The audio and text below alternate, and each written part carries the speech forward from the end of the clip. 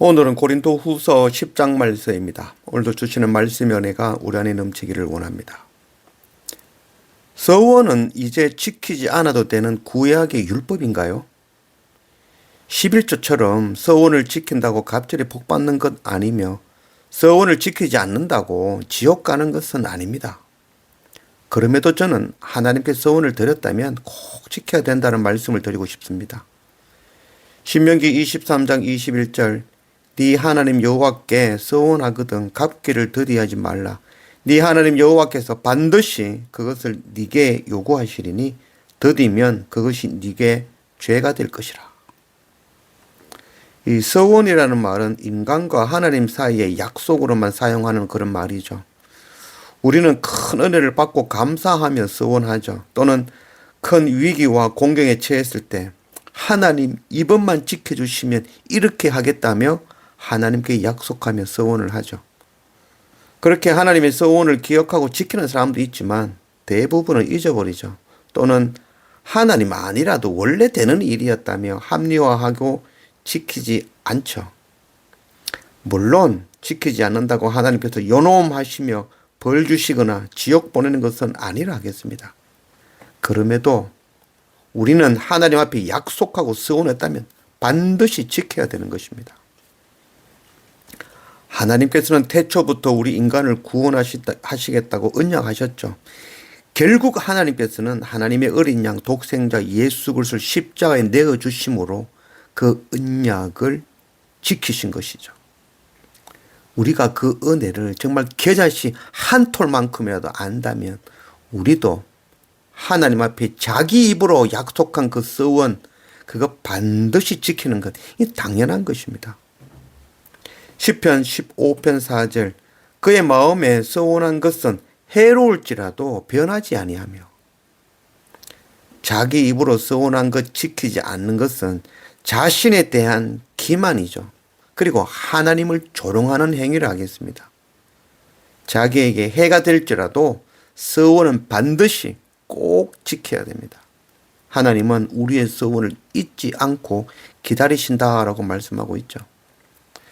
우리의 지난 과거 하나님 앞에 한 서원 또는 한 해를 시작하며 드렸던 그런 서원들 우리가 기억해내고 반드시 책임을 지며 최선을 다해 이행해낼 수 있는 그런 은혜가 우리 안에 넘치기를 원합니다.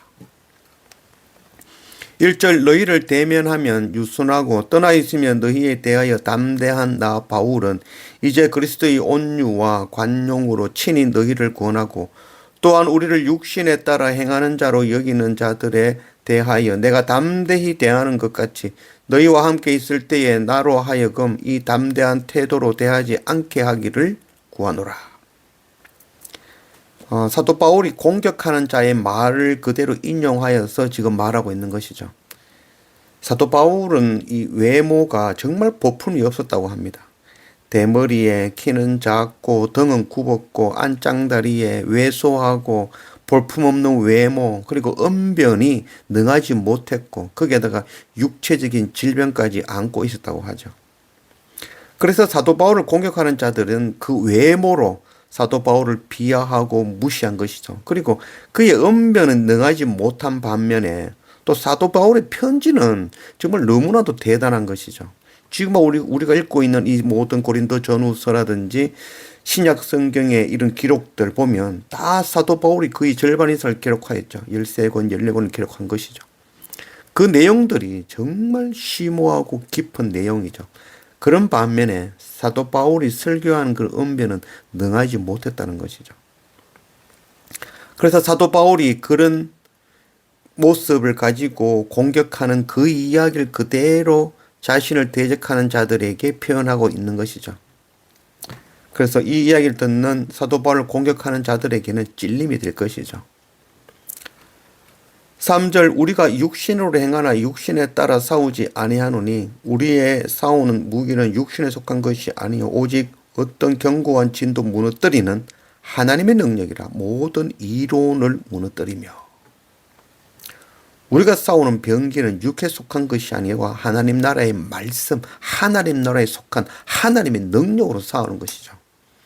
그래서 말씀으로 담대하게 죄를 지적하고 그것을 고칠 것을 경고하는 그 하나의 말씀은 견고한 진도 무너뜨리는 하나님의 능력이 되는 것이죠.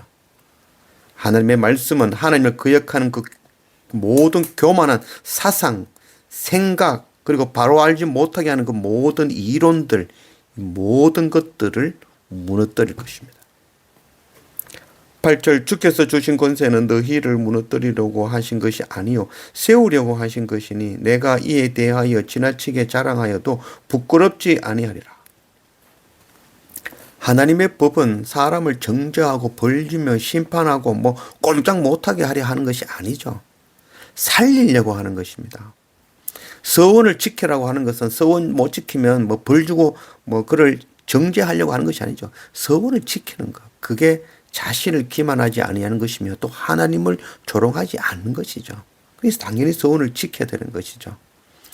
아버지가 자녀를 꾸짖는 것은 잘 되게 하려고 옳은 길로 인도하기 위해서 그러는 것이죠. 사도 바울이 고린도 교회에 직언하고 담대하게 편지를 보내는 것, 고린도 교회를 너무 사랑하기 때문인 것입니다. 9절 이는 내가 편지들로 너희를 놀라게 하려는 것 같이 생각하지 않게 함이라. 그들의 말이 그의 편지들은 무게가 있고 힘이 있으나 그의 몸으로 대할 때는 약하고 그 말도 시원하지 않다 하니 이런 사람은 우리가 떠나 있을 때의 편지들로 말하는 것과 함께 있을 때에 행하는 일이 같은 것임을 알지라. 사도 바울이 말씀을 전하는 것과 사도 바울의 편지글이 많이 달랐다라고 하죠. 그래도 편지는 무게가 있고 힘이 있는 반면 직접 대면해 보면 정말 볼품이 없고 말도 또 시원치 않아서 비방하는 사람들의 그 조롱거리가 되었다는 것이죠. 그러나 편지를 쓰는 것이 더 어렵죠. 그리고 편지글은 남아있는 것이니까 명확한 증거가 되는 것이죠. 그리고 말하는 이와 편지를 쓰는 이는 그건 삶과 행위가 동일하다는 것, 그걸 우리가 알아야 될 것이죠. 글만큼 자신을 명확하게 설명하는 것은 없을 것입니다. 12절 우리는 자기를 칭찬하는 어떤 자와 더불어 감히 짝하며 비교할 수 없노라. 그러나 그들이 자기로서 자기를 헤아리고 자기로서 자기를 비교하니 지혜가 없도다. 비방하는 자들은 자기를 기준으로 모든 것을 비판하고 판단하려고 한다는 거죠. 자기를 기준으로 판단하면 그것처럼 어리석은 것이 어디 있겠습니까?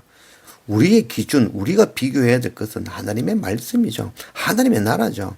우리가 판단하는 것은 하나님의 말씀으로 기준 잡아 판단하는 것이죠. 내 기준으로 판단하는 것, 그것처럼 어리석은 것이 어디 있겠습니까? 17절 자랑하는 자는 주 안에서 자랑할지니라. 옳다 인정함을 받는 자는 자기를 칭찬하는 자가 아니요 오직 주께서 칭찬하시느니라. 교회는 하나님께서 세우시는 것이죠. 사도 바울은 하나님께서 주시는 그 분수 이상을 넘어서지 않는 자였죠. 모든 것이 하나님으로부터 온 것임을 고백하는 자였습니다.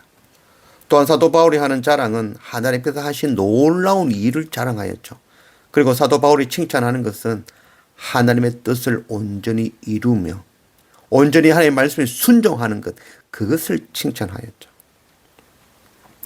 우리가 하나님과 약속한 그 서원 잊지 않고 반드시 지키며 세상의 방법과 기준이 아니라 날마다 말씀과 예배의 가르침과 인도함을 받는, 그리고 주 안에서 하나님 행하신 놀라운 일을 자랑할 줄 알며 복음을 전하고 말씀에 순종하며 하나님 앞에 칭찬받는 그런 우리 모두가 되기를 원합니다.